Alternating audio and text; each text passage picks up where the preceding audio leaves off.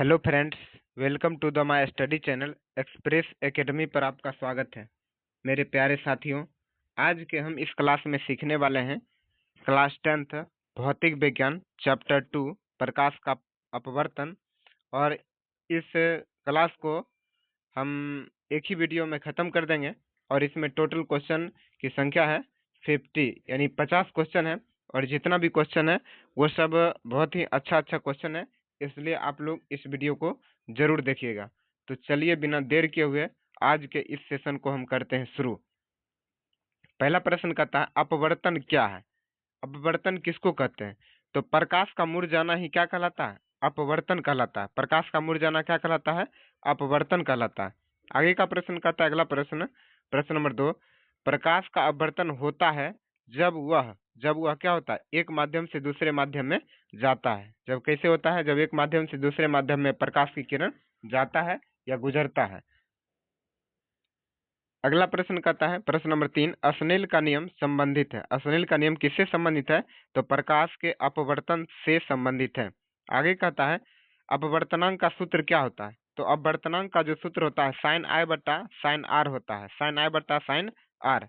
अगला प्रश्न कहता है, प्रश्न नंबर 5, अपवर्तनांक का एसआई मात्रक क्या होता है? तो अपवर्तनांक का मात्रक नहीं होता है, यानी कह सकते हैं कि ये एक प्रकार का मात्रकहीन राशि है। आगे कहता है निर्वात का अपवर्तनांक कितना होता है? निर्वात का अपवर्तनांक कितना होता है? तो 1 होता है। क्या होता है? 1 होता है। अगला प्रश्न कहता है कि कांच का अपवर्तनांक लगभग कितना होता है? तो कांच का अपवर्तनांक लगभग होता है 1.5।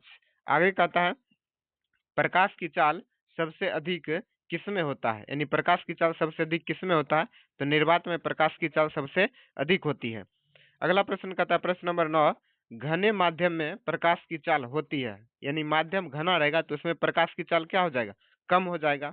आगे का प्रश्न कहता है विरल माध्यम से घने माध्यम में जाने पर प्रकाश क्या होता है? प्रकाश सामान्य सामान्य की ओर मुड़ जाता है, तो कह सकते हैं कि अभिलंब की ओर मुड़ जाता है। अगला प्रश्न कहता है, प्रश्न नंबर 11, घने से विरल माध्यम में जाने पर प्रकाश क्या होता है? तो प्रकाश सामान्य से क्या हो जाता है? दूर हो जाता है। क्या होता है? सामान्य से दूर हो जाता है। आगे का प्रश्न कहता है, प्रश्न नंबर 12, अपवर्तन कोण किसे कहते हैं? तो सामान्य से अपवर्तित किरण का जो कोण कहलाता है वो अपवर्तन कोण कहलाता है।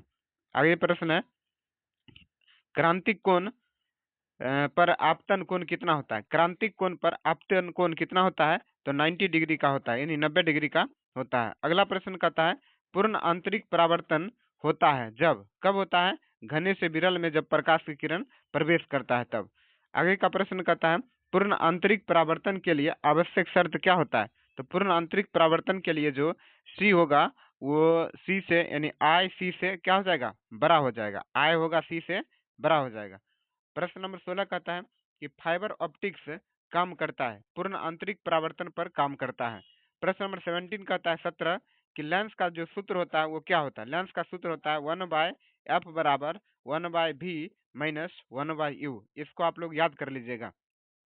प्रश्न नंबर 18 कहता है कि लेंस की शक्ति का सूत्र क्या होता है? लेंस की जो शक्ति का सूत्र होता है P बराबर 1/f मीटर होता है। क्या होता है?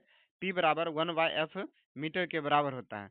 प्रश्न नंबर 18 कहता है शक्ति का एसआई इकाई क्या होता है? यानी कह सकते हैं कि शक्ति का इकाई क्या है? तो शक्ति का जो इकाई होता है वाट होता है। शक्ति का इकाई क्या होता है? वाट होता है। शक्ति का इकाई क्या होता है? वाट होता है। आगे कहता है एक डायोप्टर बराबर क्या होता है? एक डायोप्टर जो बराबर होता है एक एक डायोप्टर बराबर होता है एक एक मीटर कह सकते हैं। एक मीटर, एक डायोप्टर बराबर क्या होता है? 1/मीटर होता है। आगे कहता है उत्तल लेंस प्रकाश को करता है। उत्तल लेंस जो रहता है वो प्रकाश को क्या करता है? तो अभिसरित करता है। क्या करता है? अभिसरित करता है। प्रश्न नंबर 22 कहता है अवतल लेंस प्रकाश को क्या करता है? तो अवतल लेंस प्रकाश को अपसारित करता है। क्या करता है? अपसारित करता है। अगला प्रश्न कहता है उत्तल लेंस की शक्ति, उत्तल लेंस की जो शक्ति होती है, उत्तल लेंस की शक्ति धनात्मक होती है। उत्तल लेंस की शक्ति कैसी होती है? धनात्मक होती है। प्रश्न नंबर 24 कहता है अवतल लेंस की शक्ति, अवतल लेंस की शक्ति जो होता है वो ऋणात्मक होता है। प्रश्न नंबर 25 उत्तल लेंस वास्तविक प्रतिबिंब बनाता है जब वस्तु एफ से कहाँ होगा? एफ के बाहर होगा, यानी फोकस के बाहर होगा। प्रश्न नंबर कहता है 26 अवतल लेंस की प्रतिबिंब यानी प्रतिमा होती है, कैसी होती है? अवतल लेंस में प्रतिबिंब जो बनता है वो काल्पनिक प्रतिबिंब बनता है। अगला प्रश्न कहता है कि अवतल लेंस की प्रतिमा होती है, अवतल लेंस की जो प्रतिमा होती है वो छोटा भी होता है। कैसा होता है? छोटा होता है। अगला कहता है कि मानव का जो आंख रहता है का लेंस कौन रहता है? मानव में जो आंख रहता है उसका कौन सा लेंस रहता है? तो कहेंगे कि उत्तल लेंस रहता है। मानव के नेत्र में उत्तल लेंस रहता है। प्रश्न नंबर 29 कहता है निकट दृष्टि दोष को दूर करने के लिए किस लेंस का उपयोग करते हैं? तो निकट, देखिए निकट बोलेंगे तो अंतिम अ आएगा, इसको याद रखेंगे। निकट अंतिम अ आता है तो अवतल दर्पण। यदि दूर रहेगा, दूर ऊ आ जाता है तो दूर में क्या हो जाएगा? उत्तल दर्पण हो जाएगा, उत्तल लेंस। आगे कहता है कि दूर दृष्टि दोष में किसका उपयोग करते हैं? दूर में उत्तल लेंस का उपयोग करते हैं। प्रश्न नंबर 31 कहता है अपवर्तनांक एन का सूत्र क्या होता है? अपवर्तनांक एन का जो सूत्र होता है वो एन बराबर सी बट्टा भी होता है। क्या होता है? एन बराबर सी बट्टा भी। सी हो जाएगा क्या? सी हो जाएगा प्रकाश का वेग। सी क्या हो जाएगा? प्रकाश का वेग। आगे कहता है जल का अपवर्तनांक कितना होता है? तो जल का जो अपवर्तनांक होता है 1.33 होता है। प्रश्न नंबर 33 कहता है कांच में प्रकाश की चाल होती है। कांच में प्रकाश की चाल क्या होता है? कांच में प्रकाश की चाल कम होता है। कांच में प्रकाश की चाल क्या होता है? कम होता है। अगला प्रश्न कहता है वायु में प्रकाश की चाल, वायु में जो प्रकाश की चाल होता है वो अधिक होता है। वायु में प्रकाश की चाल अधिक होती है। आगे कहता है घने माध्यम का अपवर्तनांक होता है। घने माध्यम का जो रहेगा अपवर्तनांक, घने माध्यम का अपवर्तनांक अधिक होता है। आगे कहता है विरल माध्यम का जो अपवर्तनांक होता है वो कम होता है। विरल माध्यम का अपवर्तनांक क्या होता है? कम हो जाता है। प्रश्न नंबर कहता है 37 उत्तल लेंस को कहते हैं, उत्तल लेंस को क्या कहते हैं? उत्तल लेंस को अभिसारी लेंस कहते हैं। उत्तल लेंस को क्या कहते हैं? अभिसारी लेंस कहा जाता है। आगे का प्रश्न कहता है 38 अवतल लेंस को क्या कहा जाता है? अवतल लेंस को जो कहते हैं अपसारी लेंस कहते हैं। क्या कहते हैं? अपसारी लेंस कहते हैं। आगे का प्रश्न है उत्तल लेंस की जो फोकस दूरी होती है, उत्तल लेंस की फोकस दूरी धनात्मक होती है और अवतल लेंस की फोकस दूरी ऋणात्मक होती है। अवतल लेंस की फोकस दूरी कैसी होती है? तो अवतल लेंस की फोकस दूरी ऋणात्मक होती है। आगे कहता है यदि अपवर्तनांक अधिक हो तो प्रकाश की चाल क्या हो जाएगा? प्रकाश की चाल घट जाएगा। अपवर्तनांक जब अधिक होगा तो प्रकाश की चाल घट जाएगा, यदि अपवर्तनांक कम होगा तो प्रकाश की चाल बढ़ जाएगा। अगला प्रश्न कहता है 42 नंबर लेंस की शक्ति बढ़ाने के लिए फोकस दूरी घटाई जाती है। लेंस की जब हम शक्ति बढ़ाएंगे तो फोकस दूरी को क्या करेंगे? घटाएंगे।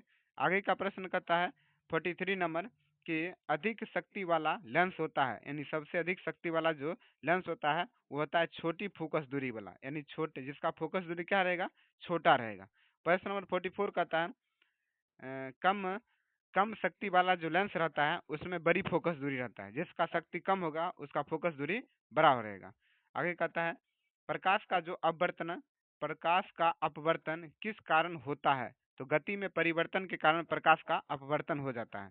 आगे का प्रश्न कहता है कांच से वायु में जाने पर प्रकाश क्या होता है? सामान्य से दूर हट जाता है। क्या हो जाता है? सामान्य से दूर हट जाता है।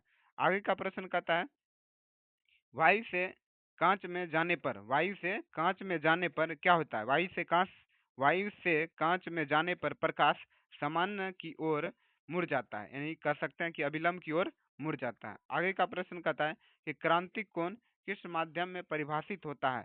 तो क्रांतिक कोण जो होता है वो घने माध्यम में परिभाषित होता है। प्रश्न नंबर 49 है। आगे कहता है कि पूर्ण आंतरिक परावर्तन का उपयोग किसमें होता है? तो फाइबर ऑप्टिक्स में होता है। किसमें होता है? फाइबर ऑप्टिक्स में होता है।